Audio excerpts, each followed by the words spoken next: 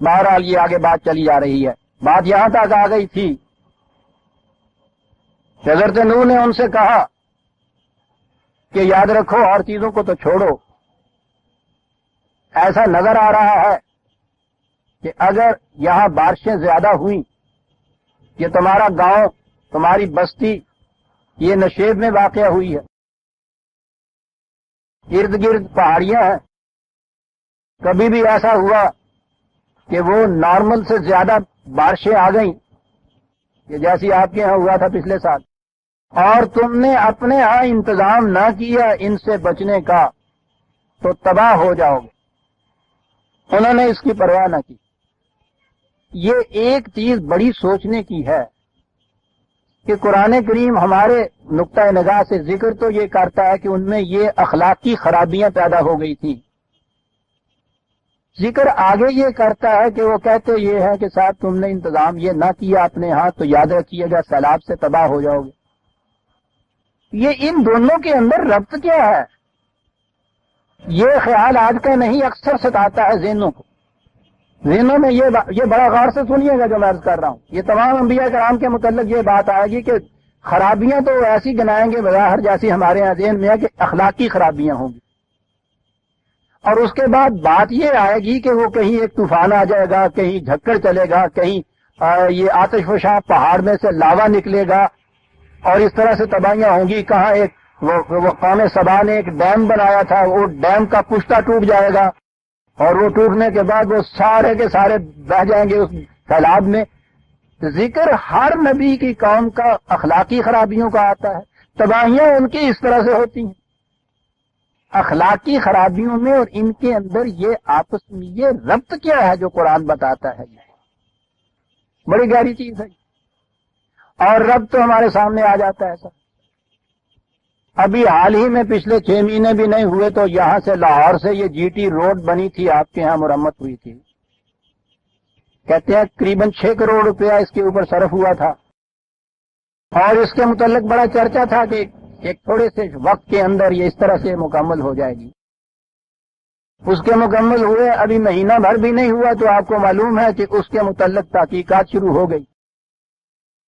تحقیقات کے نتیجے میں ابھی پرسوں ہی یہ خبر نکلی، یا پرسوں شام یہ دکھایا گیا تھا ٹی وی پہ، کہ وہ ساری کی ساری سڑک یا شاید 75% اس کا حصہ جو ہے وہ ایک ہی بارش میں بہہ گیا. اور اس کے بعد پھر انہوں نے وہ چیف انجینئر اور جو متعلقہ افسر تھے سر دست ان کو معطل کیا. اب ان کے متعلق تحقیقات شروع ہو گئی. یہاں تک ہمارے ذہنوں میں یہ بات آ رہی ہے کہ وہ واقعی وہ میٹیریل خراب تھا، 2 بارشیں بھی نہیں ہوئی تو اوپر سے وہ بہہ گیا، نیچے سے وہ دکھایا تھا ٹی وی پہ انہوں نے کہ مسالہ کیا لگایا تھا انہوں نے. تو یہ نظر آتا ہے نا کہ یہ مسالے کی خرابیاں تھیں، تو سزا جو ملی ہے مسالے کو نہیں ملی. سزا کے لیے وہ جو مسالہ لگانے والے تھے نا ان کے اوپر یہ بات آ رہی. اب اس کے بعد تحقیقات ہوگی، خرابی جو نکلے گی کہ انہوں نے یہ مسالہ خراب لگایا. یہ کیوں خراب لگایا عزیزان ایمان؟ اس لیے کہ ان کا کریکٹر اچھا نہیں تھا، یہ بے ایمان تھے، یہ بددیانت تھے، رشوت خور تھے. ان کی آنکھوں کے سامنے یہ ہو رہا تھا، انہوں نے اپنے فرائض کو سر انجام نہیں دیا. اسے تقویٰ کہتے ہیں عزیزان ایمان.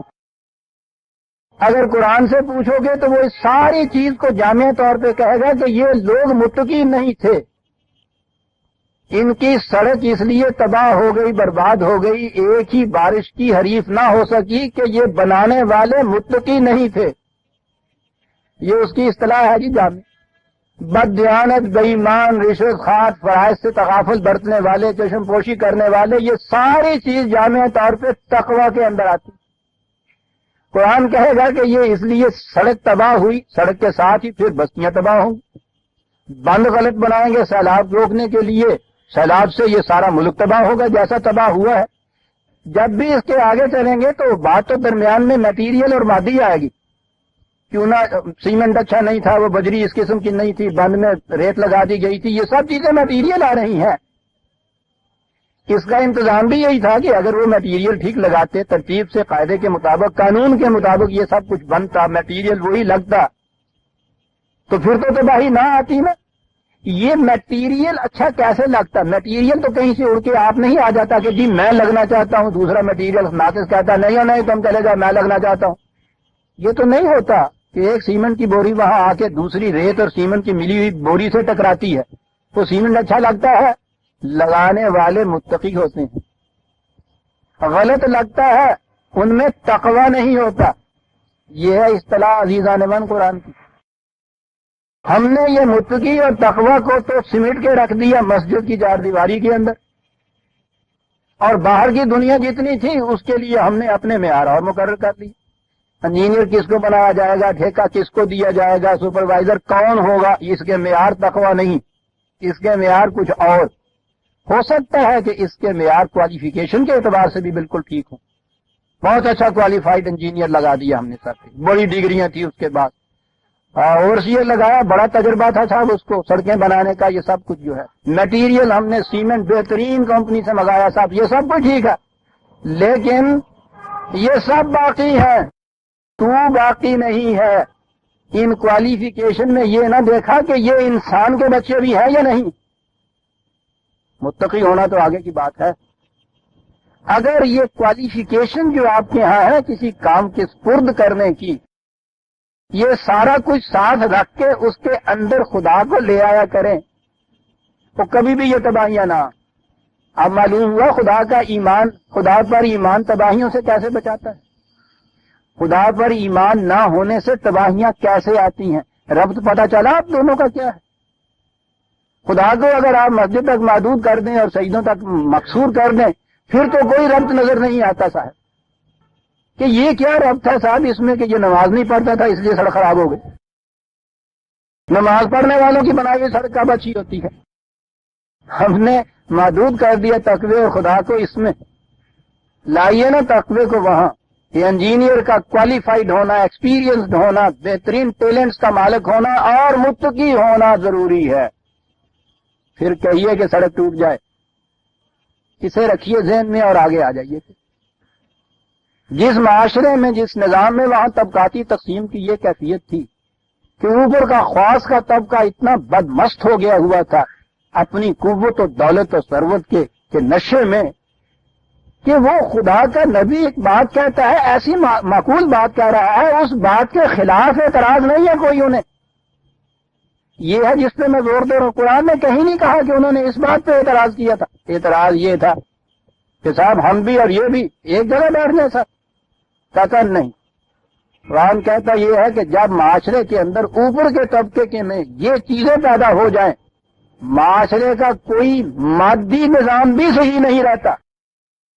دیکھا اس مادی نظام میں اور اس معاشرے کے صاحب ذمہ دار طبقے کے تقوی میں کتنا بڑا ربط ہے آپس میں۔ بنیادی یہ ہے عزیزان من، یہ جتنی مادی خرابیاں آج آپ گناتے ہیں اپنے معاشرے کی، خرابیاں تو مادی ہیں نا۔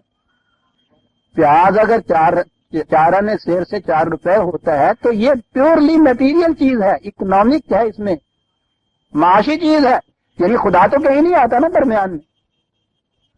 آٹا اصلی نہیں ملتا، میٹیریل چیز ہے، اس میں خدا کا کیا تعلق ہے؟ اس کے متعلق جب یہاں تحقیقات ہوگی اور یہاں اس کا تجزیہ ہوگا تو وہ بھی میٹیریل سارا ہوگا۔ لائیے خدا کو درمیان میں، اور اس کے بعد پھر چلیے پیچھے کو کہ صاحب یہ کیوں 4 روپے ہو گیا، کہ جی ذرا سی کمی واقع ہوئی تھی اس پیداوار میں۔ میں یوں ہی کہہ رہا ہوں، مثال کے طور پر جن لوگوں کے پاس تھا انہوں نے اس کو احتکار جسے کہتے ہیں سمیٹ کے رکھ لیا، اندر چلا گیا یہ۔ تو یہ پیاز رڑتے آتے اندر چلے گئے سر، اندر چلا گیا۔ وہ پیاز اندر چلا نہیں جاتا، وہ پیاز کو وہ اندر روکتے ہیں۔ یہ کون روکتے ہیں؟ وہ روکتے ہیں کہ جن کے اندر رب نہیں ہوتا، جن کے اندر خدا نہیں ہوتا۔ یہ خدا ہونے والی بات کیا ہے؟ جنہیں یہ معلوم ہے کہ اس روکنے سے ہو سکتا ہے کہ ملک کے قانون کے تو یہ خلاف نہ ہو، یا ہم بچ بھی جائیں اس قانون کی نگاہوں سے، 1000 راستے ہیں بچنے کے ساتھ، لیکن اسے یہ معلوم ہوتا ہے کہ میں اس سے خدا کی گرفت سے نہیں بچ سکتا، مکافات عمل سے نہیں بچ سکتا، اس سے میری ذات تباہ ہو جائے گی، جسے جہنم کہتے ہیں۔ یہ درمیان میں بات ہو تو پھر نہ پیاز اندر جاتا ہے لڑک کر، نہ وہ اکٹھا ہوتا ہے، نہ 4 آنے سے 4 روپے ہوتا ہے۔ ہر مسئلے کی یہ صورت۔ سیلاب تباہ نہیں کرتے عزیزان من، سیلاب کو روکنے کے انتظامات کرنے والے جو تھے ان کا کیریکٹر تباہ کرتا ہے۔ بس اسی قرآن کی اصطلاح میں آپ ایمان اور تقویٰ کہتے چلے جائیں، ایک بات بدل دیجئے معاملہ صاف ہو جاتا ہے۔ تقویٰ ہے جو ڈیسائسو فیکٹر ہے۔ یہ سارا نظام بگڑا ہوا اس لیے ہے کہ وہی بات کہ یہ سب باقی ہیں، تو باقی نہیں، تو باقی نہیں۔ لیٹ ڈاؤن کیجئے کوالیفیکیشن سلیکشن کے لیے جتنے جی چاہے اونچی سے اونچی، درمیان میں یہ رکھیے کہ اس کا متقی ہونا ضروری ہے۔ پھر دیکھوں کیسے یہ سیلاب بستیوں کو ڈبو دیتے ہیں، اور اگر وہ تقویٰ شعار وہ نہیں ہے تو پھر تو ایک چھوٹے سے جوہر میں بھی بستی ڈوب سکتی ہے عزیزان۔ اب اس چیز کو ذہن میں رکھ کے قرآن کی ان داستانوں کو پڑھی۔ حضرت نوح علیہ السلام کی داستان آ رہی ہے، بتایا یہ جا رہا ہے کہ معاشرے میں بنیادی خرابی یہ تھی، اس خرابی کا نتیجہ یہ تھا کہ اوپر کا طبقہ، یہی اوپر کا طبقہ ہوتا ہے ذمہ دار افراد جن کو آپ کہتے ہیں نظم و نسق والے، وہ اپنی اس دولت اور قوت، یہ جو معیار تھا ان کے ہاں عزت کا، اس کے نشے میں اتنے بدمست تھے کہ انہوں نے کبھی یہ سوچا ہی نہیں تھا کہ اگر یہاں اس قسم کی تباہیاں آئیں تو اس کے لیے ہمیں کیا انتظام کرنا چاہیے۔ دیکھا بات کہاں آ گئی؟ ان کے ذہن میں یہ ہوگا کہ ہمارے پاس تو اتنا سامان موجود ہے، آ گئے تو کوئی بات نہیں ہے کہ فوری سواریوں پہ سوار ہوں گے چلے جائیں گے، ہوائی جہاز پہ اڑیں گے کسی اور ملک میں جا پاتے ہیں۔ وہ مطمئن تھے اس سے، غریبوں کا دھیان اس طرف نہیں آنے دیتے تھے جسے آپ عوام کہتے ہیں۔ وہ تو بیچارے صبح اٹھتے تھے، ان کے کام دھندوں میں اتنے لگے ہوئے تھے انہیں فرصت ہی نہیں ملتی تھی، روٹی کے دھندے سے فرصت نہیں ان بیچاروں کو ملتی۔ وہ کیا سوچیں کہ سیلاب کا کیا انتظام کیا جائے گا؟ وہ تو پچھلے سیلاب کی زد سے ابھی نکلتے نہیں تو اگلا سیلاب پھر آ جاتا ہے ان کی۔ یہ چیز تھی جو ان سے کہی گئی۔ ادھر سے یہ ایک جماعت ہے جس کا سربراہ ایک نبی ہے، عام ریفارمر نہیں، منتخب کیا ہوا خدا کا چنا ہوا ایک نبی۔ بظاہر دعوت نظر آ رہی ہے کہ رشد و ہدایت جسے ہم کہتے ہیں۔ میں نے کہا کہ یہ الفاظ ہمیں اب یا ان کے مفہوم متعین کرنے چاہیے یا الفاظ بدل دینے چاہیے عزیزان من۔ ہمارے ذہنوں میں نے کہا ہے نا کہ جب بھی ہم یہ داستانیں پڑھتے ہیں نبی رسول آتا ہے، ایک واعظ ہوتا ہے ہمارے ذہن میں کھڑا ممبر کے اوپر واعظ کہہ رہا ہے۔ وہ واعظ نہیں ہوتا، وہ بہت بڑا انقلابی ہوتا ہے۔ وہ معاشرے کے ان چیزوں پہ جسے آپ زمین کی باتیں کہتے ہیں، وہ زمین کی باتیں کرتا ہے آسمان کی روشنی میں، بس اتنا فرق ہوتا ہے۔ وہ ان سے یہ کہہ رہا ہے، نبی ہے، نبی کے ساتھ ان کی جماعت ہے، جماعت تو متقین کی، صالحین کی، نیک بندوں کی جماعت ہے نا۔ یہ سوال یہ پیدا ہوتا ہے کہ کل کو اگر یہاں بارش ہو گئی تو کیا بنے گا؟ ہمارے ذہنوں میں تو یہی آئے گا نا اس سے کہ خدا نے ان برے لوگوں کو ڈبونے کے لیے یہ انتظام کیا بارش کا، تو اگر خدا نے یہ ان کو ڈبونے کا انتظام کیا تھا تو جو اچھے لوگ نیک لوگ تھے ان کے بچانے کا بھی تو کچھ ہونا چاہیے تھا نا۔ اگر یہ نیکیاں اور برائیاں جو ہمارے ذہن کی ہیں ان کی بنا پر کوئی یہ ڈوبتے تھے اور وہ بچتے تھے تو پھر تو کچھ کرنے کی ضرورت نہیں تھی۔ پہلے ایک فکرہ، ایک آیت سنیے اور اس کے بعد آئیے سورہ انبیاء میں یہی حضرت نوح علیہ السلام کا قصہ ہے۔ یہ چیزیں عزیزان من جو میں آج بیان کر رہا ہوں، آپ دیکھیں گے بڑی بنیادی چیزیں ہیں اور بہت سی قرآن کے سمجھنے میں جو الجھنیں پیدا ہوتی ہیں اس سے یہ باتیں صاف ہو جاتی ہیں۔ آیت ہے 21/76، 21/76۔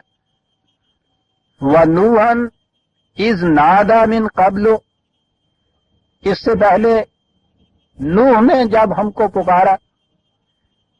اب یہ دیکھیے کہ یہ پکارنا ہے ایک نبی کا، پکارا۔ فَاسْتَجَبْنَا لَهُ، ہم نے اس کی پکار کا جواب دیا۔ تو بات ہو گئی نا کہ نوح نے یہ کہا تھا کہ یہ جو ایک اتنا بڑا ایک عظیم طوفان ہے، یہ کچھ آنے والی مصیبت ہے، عذاب ہے، تباہی ہے، اس سے بچنے کی دعا مانگی تھی۔ فَاسْتَجَبْنَا لَهُ، ہم نے وہ دعا قبول کی اس کی۔ فنجیناہ واہلہ من الکرب العظیم، اور ہم نے اسے اور اس کی جماعت کو اس بہت بڑی تباہی سے محفوظ رکھا، بچا لیا۔ یہ آیت ہے قرآن کی۔ پھر سن لیجئے، نوح جیسے پیغمبر نے خدا کو پکارا، ہم نے اس کی پکار کو سن لیا، اور اس کے بعد ہم نے اسے اور اس کی جماعت کو اس تباہی سے بچا لیا۔ ہمارے ذہن میں تو یہ ہے نا کہ انہوں نے دعا مانگی ہے اور پھر خدا کہہ رہا ہے ہم نے قبول کر لی دعا، وہ بچا دیا۔ ٹھیک ہے جی، ایسا ہوا ہوگا کہ وہ طوفان آیا اور وہ آ کے ہی پانی جو تھا وہ جو ان کے ہاں کے مخالفین تھے ان کے گھروں میں تو گھس گیا، اور جب ادھر آیا تو اس نے یہ پوچھا جی کس کا گھر ہے جی، یہ انہوں نے کہا کہ نہیں تو یہ نوح کی جماعت والے کا گھر ہے، اور انہوں نے سیلاب سے یہ کہا پیچھے چلے جاؤ بھائی، نہیں ادھر نہیں، اس گھر میں جاؤ۔ کچھ ایسا نقشہ ہونا چاہیے تھا نا، خدا نے دعا قبول کی، کہا ہم نے ان کو بچا لیا۔ یہ اعلان ہے، انہوں نے دعا کی، خدا نے قبول کی، کہا کہ ہم نے بچا لیا۔ کیا کہتا ہے قرآن، کیسے ہوا؟ نوح نے دعا کی، ہم نے قبول کیا، اور اسے کہا وسنا الفلک کا بیا، یعنی نہ نوح کشتی بناؤ ایک۔